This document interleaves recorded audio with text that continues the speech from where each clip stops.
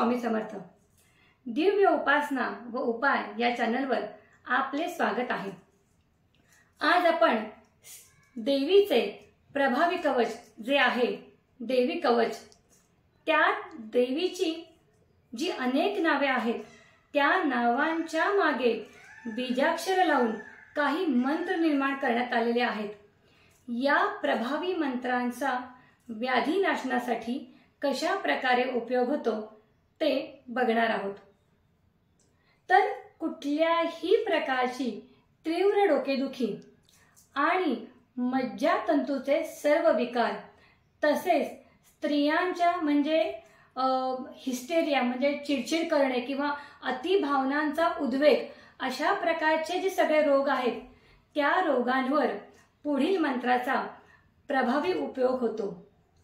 फलप्राप्तीसाठी रोज 1008 जप करावा। तो जप पुढील प्रमाणे आहे। ओम उम उमादेवीभ्याम नमः। परत एकदा सांगते, ओम उम उमादेवीभ्याम नमः।